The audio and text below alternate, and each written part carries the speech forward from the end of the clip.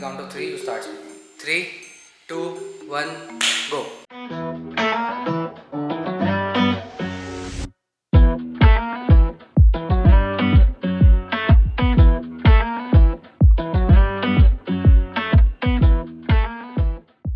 Hi everyone, welcome to the Glass Canteen. I'm Arjun. I'm Deeksha. We're both practicing lawyers at the Supreme Court.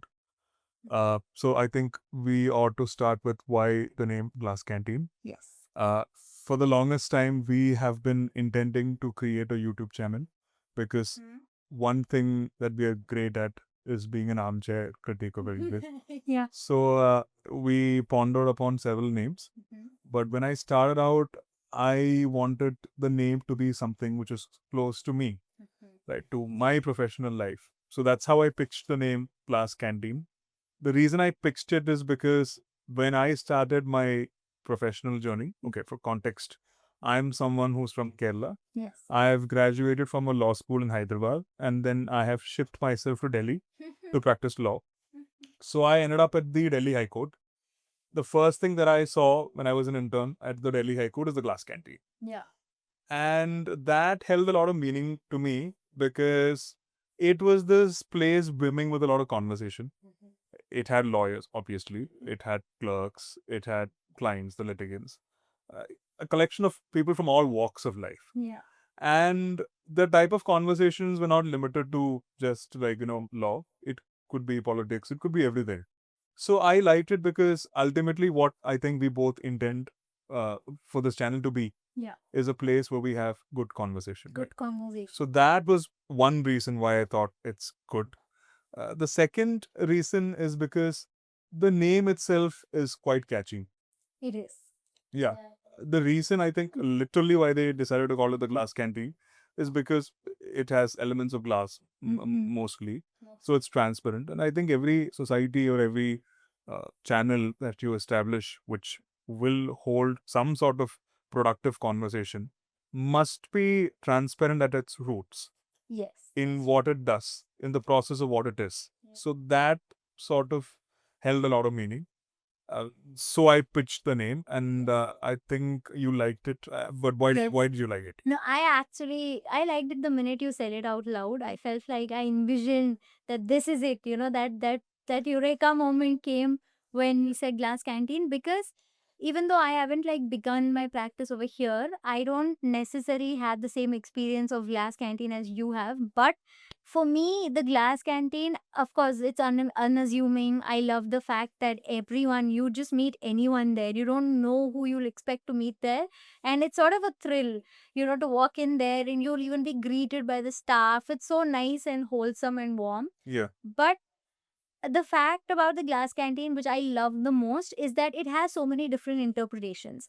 Because we are advocates practicing in the Delhi High Court. Yeah. For us, the Glass Canteen is an immediate reference to a canteen literally named the Glass Canteen. Yes. But I feel like anybody who is not in this profession, who is not practicing in Delhi, for them, it's something different, because a canteen at its very root, whether it's a school canteen or a cafeteria of any sort, it's a place of conversation. It's a place of where memories are made, Yeah. friendships are started. It's like you never know what happens. So it's so exciting what happens in a canteen. And glass. So you are in it for the goss. In it for the goss always. But no, my main thing is that it's made of glass. So it's not just our goss, it's everybody's goss. Oh. They have a look in through the glass of this canteen. I love it. Concerning. I love it. Yes. Yeah. I love everything about this name. Yeah. It's the one. All right. So the first video we thought we must shoot is, since we have sad lives and we're both practicing advocates and we've been lied to a lot in law school. Yes. So we thought maybe it's fun to make a video on best lies about litigation Yes. thanks to law school. Yes. So The bitter truths. yeah, actually, I mean, the idea about litigation tremendously changes the moment you start. 100%. Yeah. Right. Yeah. In law school, it's sort of given this very rosy type of picture. definitely Absolutely. things in school and college change Mhm. when you become an adult and you venture out into your own professional life. Mhm. But that's not the thing. There are some grave lies about litigation which I think we must address. Yes, misrepresentation straight up. Yeah. Yeah. So to begin with, one of the most popular lies Yes. that have been told to You me, at will least go- I've heard Yes. in law school, is that it's easier to get into a chamber. It's difficult to get into a MNC in-house type of practice. Mhm. I think that's completely false. Yeah. After joining litigation, I understood most of the chambers are like these tight running ships, Right. which is based on loyalty and trust. There's a mutual element of trust. So it's so difficult to randomly apply to a chamber and to get in, especially when you're an intern. You have no experience. Yeah. What usually happens is that chambers hire from a close circle Right. who they know, or you have well, it's a different ball game altogether if you have experience. Mhm. But usually that's what happens. Yeah. Since it's a small team, usually every chamber, the vacancies don't come up. Right. Right. Correct. Even if vacancies come up, law is sort of made like this archipelago of sorts Yeah. where it's so disconnected to everything else Yeah. that people don't post about vacancy. Even if they do post about vacancy, they will never reveal the remuneration. I think some celestial punishment will be done upon them if they ever reveal the remuneration. Yeah. Okay, so Or by the time you find out about vacancy, it's gone. yeah, or if you find about the remuneration, you don't want it now. Okay, Yeah. you have the upper hand. That's sad. You're like, if you want me to work at this rate, better I don't come in for the interview. Maybe that's the reason why. Yeah. So that's one thing. It's actually quite difficult to get into chambers. And in my personal experience, I'm sure there are exceptions. Getting into an MNC in-house type of practice, I feel like is much easier Yeah. because I have seen a lot of people be mass recruited right from law school. Mhm. So yeah, that's one lie. The fact is that, see, the word is recruited. Recruitment Yes. paper happens only in an MNC or Yeah. a proper big, large scale law firm. But when it comes to chambers, there's no formalized process Yeah. for recruitment. It's just that you just happen to know and you loosely go meet people, you loosely figure your way through it all.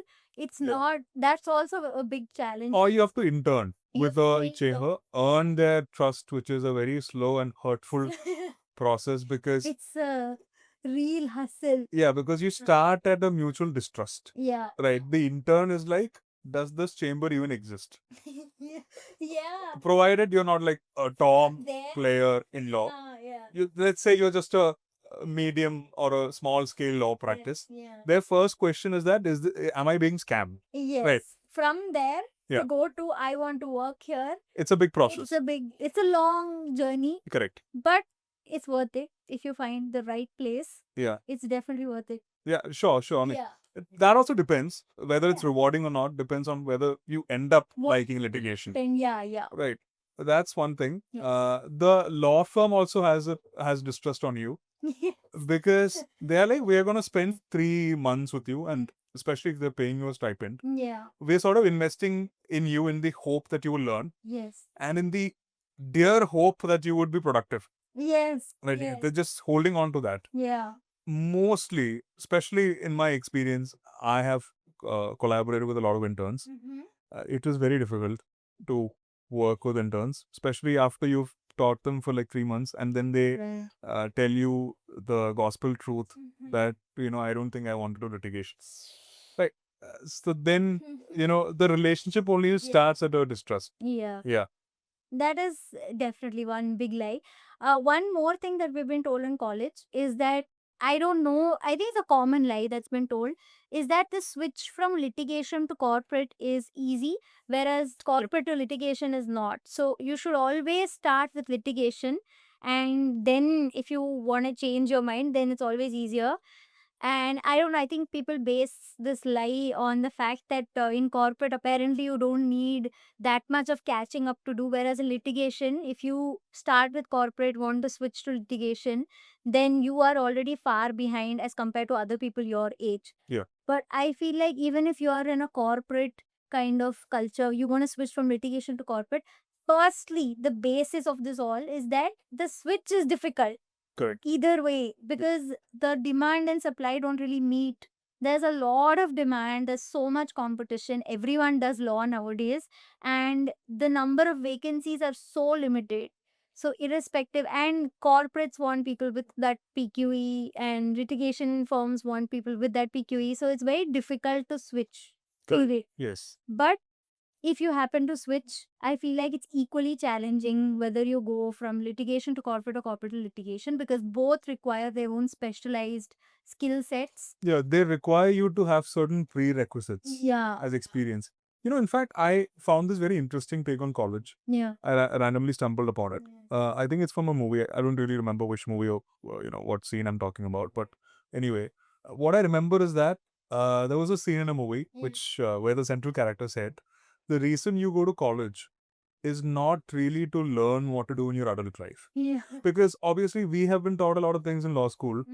How many times has it really helped us, Yeah. right, in our core practice? Yeah. So I think the character in this movie says the reason you are picked Yes. as a potential employee of a company Yeah. because of your college is that the college proves you went to a particular place for 3 years or 5 years of your life, and most of those times you were punctual, you were diligent, certain tasks were assigned to you and you completed those tasks. Yeah. So the risk of recruiting you at that point becomes minimal for the employer. Yeah. Okay, this was a very interesting take. Yeah, actually. Yeah, and I think that's the reason why, I was connecting to the point that you just made. Yeah. Everything has certain prerequisites. So it's difficult to jump ship from one. Yeah, to jump ship full stop. They should never have said you should always start with litigation. That Yeah. is not it's Correct. correct. Correct. Yeah, yeah. Yeah. What else have you been told? Well, I have not been told about this, but this is something I discovered rather painfully. I think it's worth addressing. Most of the problems in litigation, law school does give you sort of a hint. Yeah, It could be false, right. but for example, it did hint you that for the beginning years you will be paid a meager amount of money, which is true in most cases. Yeah. Some offices are able to afford lawyers at a better rate, Right. have that type of a professional relationship with them. Yeah. But it doesn't stand true for most of the law practice. Yeah. But something that law school never addressed is that the moment you join litigation, you must be willing to deal with a sense of solitude. Yeah. Right? Yeah. So I sort of thought why this happens. Why do lawyers find themselves at the edge of solitude, right? Yeah. And I think number one reason is that as you become older, you don't really tend to make new friends. Not talking to everybody. General, you don't need. Yeah. Because you find deeper relationships with the people who you've known for a greater period of time. Right. It becomes incredibly difficult to meet them when you're a practicing lawyer. They might be, working in a computer industry, a technology-based industry, and they might have a lot of work-life balance to their credit. Litigation sometimes, well, most times, do not allow you that luxury. It's not a luxury, actually. It should be a regular thing available to everybody. But unfortunately, what happens is that litigation demands certain things out of you. Correct. Because you would be dealing with that volume of matters, which requires you to sit and read hundreds of pages every day.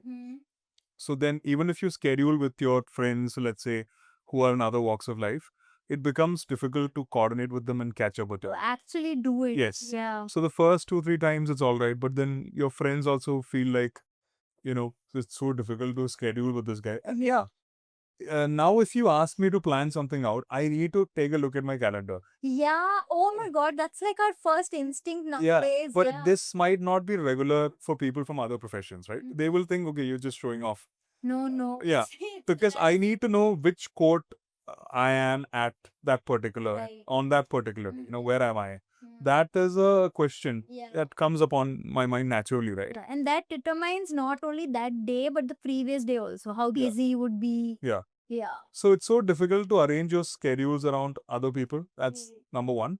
Number two, if you can't meet with people from other profession regularly, then you're left with meeting your colleagues, right? People from this profession.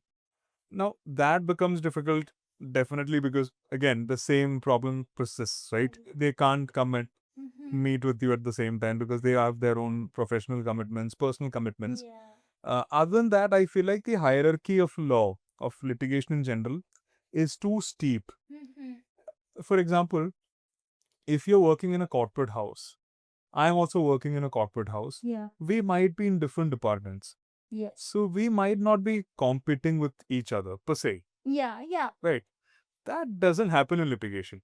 Right. In litigation, I feel like every lawyer, if you're from a particular circle, for example, you're from the Delhi bar, there is some sort of competition with each other Yeah. because the goals sort of align at some common point. Everybody wants to be designated at some point of time. Yeah. They want to have their independent practice.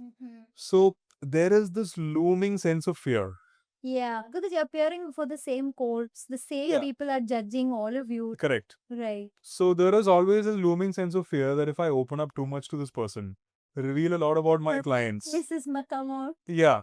And that person would have an easy access. Right. Right. He might steal my client. He might steal this brief off of me. Yes. Yeah, actually, like I've had this. Yeah. And Fear. yeah, it's not that these people do not exist in litigation. Yeah. There are, for every good person you meet in litigation, there will also be a person who's willing to snatch a file out of you like that.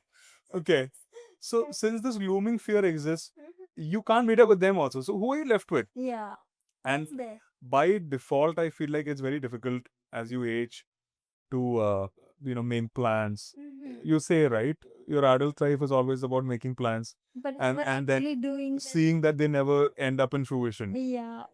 That's So I think when you enter litigation, you're also subjected to a lot of hours where it's just you, the file, your thoughts, your arguments. So if you are somebody who would not enjoy a lot of solitude, you have to be in the company of people. Yes. Perhaps it's not your cup of tea. Yeah. Ironical Not because practical. yeah, It's cup we're of having coffee, yes. Yes. And I realize it's a bad joke, so I No. decided to refrain from it. But thank you for reeling me Yes. back into it. Elaborate on the black joke. Yes. No, so I'll tell you what. The thing is, it's like this is maybe us putting it in the most jovial way possible. But I hope so. yeah, because see, this country is a very fight-oriented country. Country or state? No, the country. I feel Okay. like the number of disputes and the most as we progress in time, the more trivial the disputes are becoming. Okay. So it's like for every small thing, there is a file. There is a lawyer who has to sit on that file, draft the file, file it. But that might not be particular about India, right? I mean, we don't know about other countries. Yeah, so I'm saying for India at least. So we are a bunch of people who are like very fight oriented. Oh, yeah. Yeah. Disagreeable, easily triggered. Each other, yeah, and we don't believe. I think I'm just defining myself at this point. But No, you are the resolver of the disagreements. of You're course. supposed to be. Thank you. Yeah. To get an extra cup of coffee. Okay. No, but I'll tell you what. It's like you, irrespective of how trivial the dispute is, half the time I feel like the disputes, we see that there's no like great result that's going to come out of it. But you have to. I see contempt of court already popping out of the Yeah. corner. But I'm saying you don't believe in every file that you do, but as a lawyer, you are duty bound to work on it, to give it your best. But it's like that much time of yours is getting consumed and that much time of yours are spent in solitude. Because if this country only focused on issues that are meant to go to court and they believed in, let's say, alternative dispute resolution methods, like just talking to each other even, right? Then maybe the larger picture would not be lawyers having to always be in solitude. Like it has such a great impact, I feel. Yeah, but then who will put the bread on the table? We'll get the bread. Right. This I country think is that's not the question. likely. But it's a very like conflict-oriented country, I have to say. Yeah, but lawyers, I think. Yes. See, And we're glad. Good. Let it be. I'll tell you what. When the whole AI revolution happened Yes. in the country, I was sure that our jobs are safe. Yeah. You know why? Because inherently we are disagreeable. Most humans are. There are certain qualities about humans Yes. which apply cross gender, cross anything, like Right. cross your culture, everything. And one of that is that we have an innate sense of uh, being very disagreeable Yeah. for the things we love or for the things we possess, Yeah. right? As long as there are conflicts, and yeah, even if you go into the social theory, Hobbes, Rousseau, conflict is an important element of it. Yeah. So as long as there are conflicts, it begs the question on who will resolve these conflicts, Yeah. right? It requires a professional who can probably resolve it by not being emotional about it, Yeah. who has this cold sense of pragmatism. Right. Right. That only a lawyer, Can do. I wouldn't say only a lawyer can do, but we are sort of trained in that regard to have a cold sense of pragmatism. Human mind can do ultimately, because an AI device at least can't. You can't say that. AI would be the, I feel like the coldest sense of Yeah. pragmatism would come from an AI. But the problem is that the clients, at least in my personal experience, do not require a computerized, cold sense of pragmatism. Yeah. The file requires it, the resolution requires it, but the client's preliminary expectation from you in your interaction is that they want you to emotionally identify with the problem. Right. Right. And support them somehow. Yes. Even if it's not a meritorious, if because see, ultimately we have to deal with the bottom line. One, you win or you lose. Yes. So even if you have like a very clear case where you don't see anything strong in your favor, Yes. we as lawyers have to uh, do our best to still tilt the thing in our favor.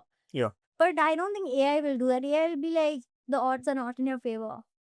Yeah. Well, also because don't you think the art of argument in court sometimes it's like it's a skill, it's an actual art. Yeah. It cannot be replaced by AI. AI. I don't know if this conversation that we're having will become redundant in a couple of years. Yeah. I hope it wouldn't. Yeah. But there is this innate quality about the human mind of making mistakes and then the act of redemption. Okay, the act of making up a error in the file and then probably saving it at the last moment. Right. The art of going outside the box. See, the whole point about machine learning is that this is from my limited knowledge. You have to set the borders. Yeah. That's the first thing you have to do. Yeah. What is this machine that we're creating? How far can it venture? You have to figure that out. Right. The best part about the human brain is that it has no box No. drawn like that. Yeah. I mean, it has. Sometimes it's drawn by you, but you can shatter that. Yeah. It's drawn by your prejudice, by your conclusions, That's true. but you can always shatter them. You can venture outside and, find an argument that naturally somebody wouldn't have stumbled upon.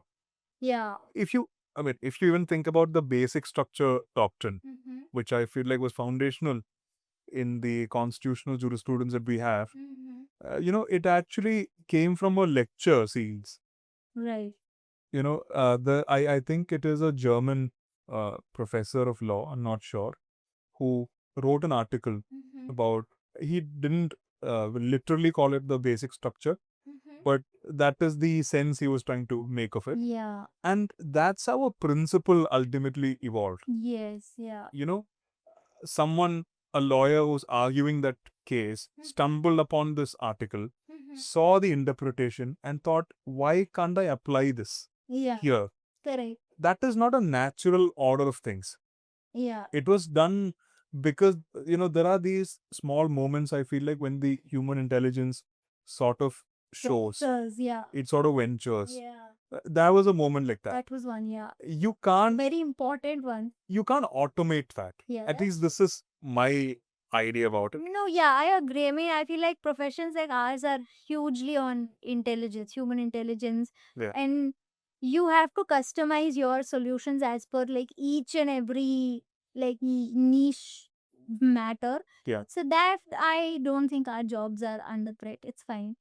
Okay. But coming back to topic, what other lies have you been told? Well, I think there is a rather unfair representation of litigation in movies and series, Oh my god, yes. right? Can we name the obvious right now? Yeah, go ahead. Suits. Yes. Since we're not fearing contempt of court, I don't think we have to fear. No, I'll tell you. See, this is the undeniable truth. I feel like a lot of people, even today, watch Suits and just get influenced to like join law school. Can I just tell you that I've never seen Suits? Really? I've just seen isolated Right. scenes. I mean, yeah, it's a good show. It's a good show, but you can't let it influence you because it portrays a very rosy picture. Yeah. And litigation kind of like it's the reality check of the profession. It's not how it's shown in Suits.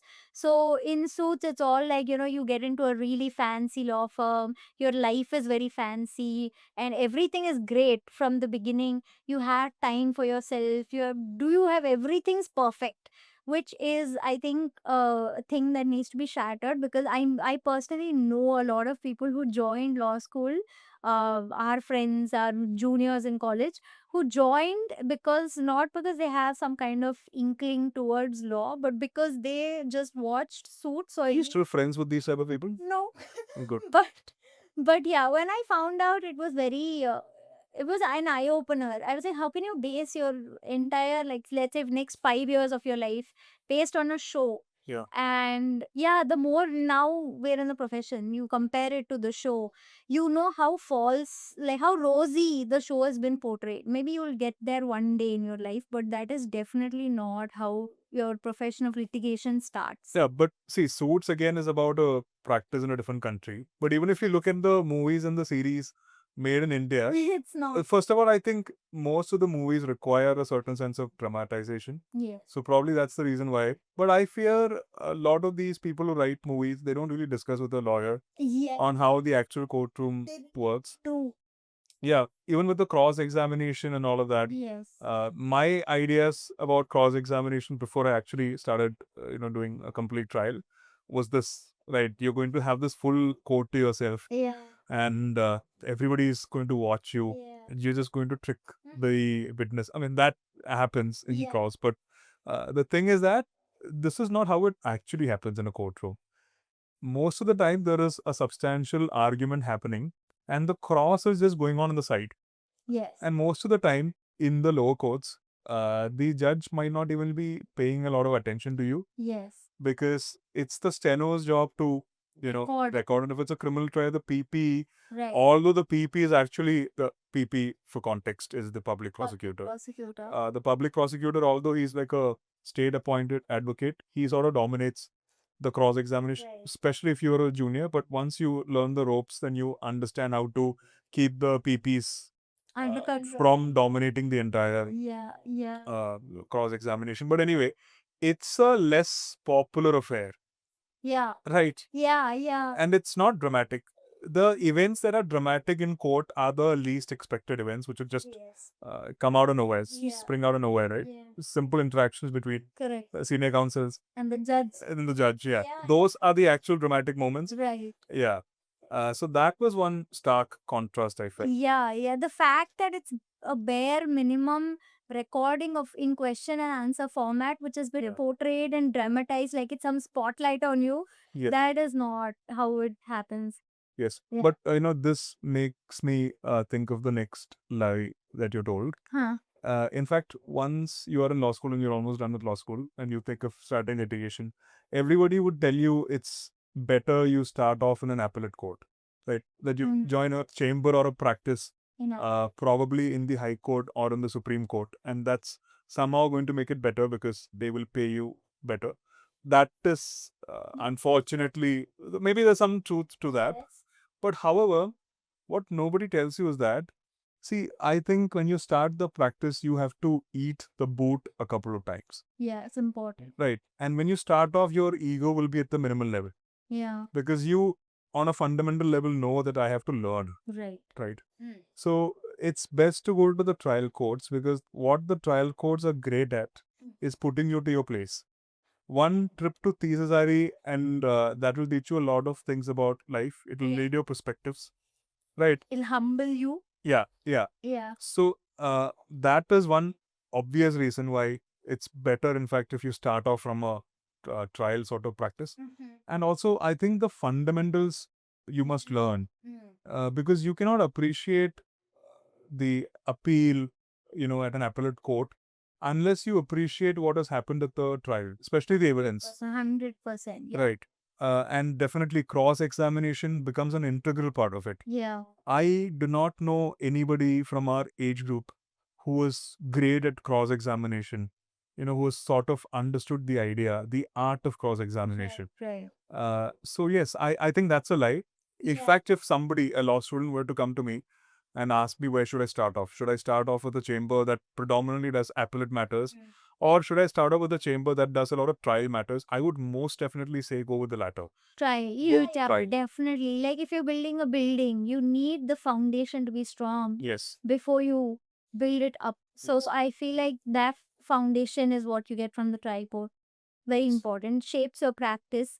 Today, if you see an appellate court, I feel like so many of the cases are just beautification elements that you add to the building rather than actual substantial development of the matter. Yep. Most of the work happens in the trial court from basic things like having to communicate with your client in the most effective way to extract the correct information, Yep. all the information that is required to be written in the file, because you're dealing with common people and they don't know what is required from a law perspective. So you need to know what to even ask your client. They are an open book. They'll tell you what you ask, but they won't give you more information because you didn't ask.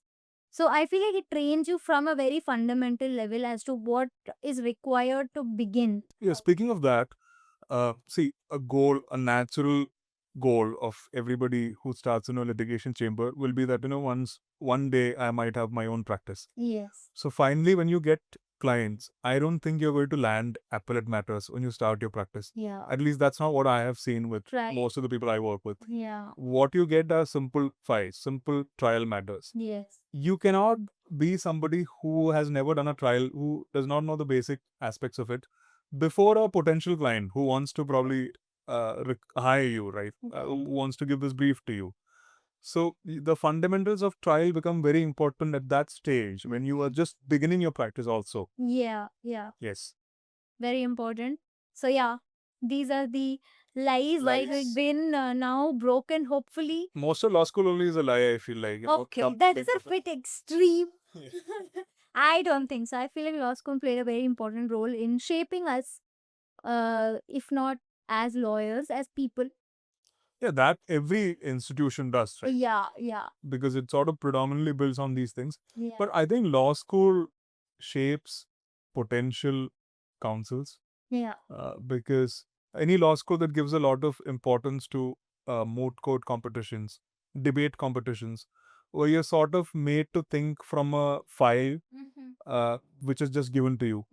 Maybe, you had a week's time to prepare. You're not connected to it. Okay. It makes you argue from both the sides. yeah. This happens in a debate, this happens in a moot competition. Totally. It's so complex. See, any topic that is told to you, it is so easy for you to have a prejudiced opinion about it. Yeah, It's difficult to think from both sides. correct. And I think the key part of being a lawyer is that you need to know your brief. Yeah, But more than this, I wouldn't say the opposition's case. Obviously, it's part of the file, you must read it. But you should understand what's going on in the mind of the judge. correct. The judge in the Indian practice, at least, I've heard it's quite different in the courts in the UK because the judge does the job of more of a silent observer, Right. who ultimately renders the judgment.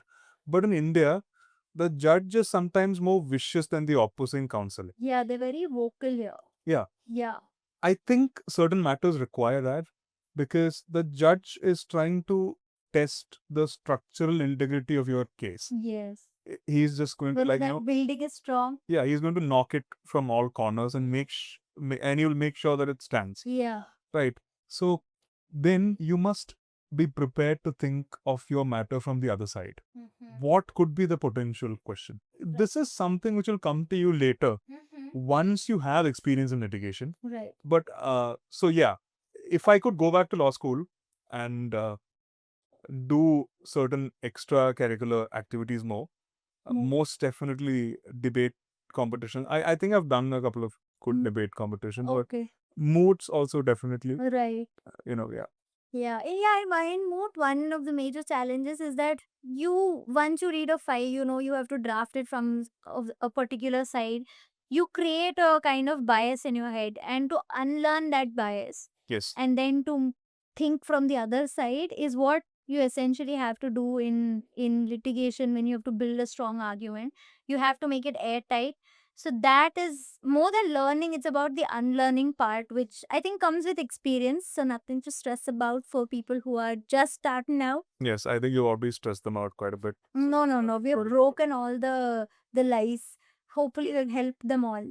All right. Yes. So now to conclude Yeah. the video, we have decided to conclude every video with sort of a book recommendation because we are we try to read, also the profession does come in way a couple of To times. break the solitude. Yeah, but again, we sort of want to start that off again. So Yes. we thought it's best to end every video with a book recommendation. Yes. So the book recommendation that we have Yeah. for the first episode of Glass Canteen is definitely Inherit the Wind. This is a play. It's written as a play, and I feel like this is the perfect book that everybody who's venturing into law, or even practicing lawyers for that matter, Yeah. must read. There are a couple of excerpts from this book which I hold in a lot of value. But for context, this book is based on the infamous Scopes Monkey trial, Try. which is basically when a PE teacher in the US, who unfortunately or fortunately taught uh, Darwin's theory of evolution to his students, he came in the line of fire because there was a state law which prohibited teaching anything apart from divine creationism. So definitely he fell a prey to that. He was prosecuted on the basis of it. And Clarence Darrow, who's like a lawyer that I hold in a lot of high regard, appeared for this PE teacher, and ultimately the Scopes Monkey trial was set into motion. Right? This book is definitely dramatized, but it is based on that. Yeah. There are some very great excerpts that I thought maybe I should dwell in. Sure. Yeah. Yeah. One of the best quotes that I found from this book is that an idea is a greater monument than a cathedral, and the advance of man's knowledge is a greater miracle than all the sticks turned to snakes or the parting of the waters. Right. So I think the central plot of this book is to place the human element of liberty more than any state's oppression. Because if you really think about it, the chances of the state being tyrannical is a fear in perpetuity. The reason why we have a lot of faith on the rule of law and why we feel like, every lawyer must strive to protect the majesty of law and rule of law itself is because there's a looming fear of absolute tyranny being done at the instance of the state, Yeah. which was the case here. The Right. state wanted creationism to be the only story told. Yeah. There could be other compelling ideas, and every human has liberty to Yeah. put that idea forward. Yeah. And therefore, this is a book that carries that idea rather well, Yes. and hence it's our recommendation for this episode. Yes. I hope you guys stay tuned. I hope we Yes. make more videos. Yes, we will. This becomes regular. Yes. All right. So thank you so much.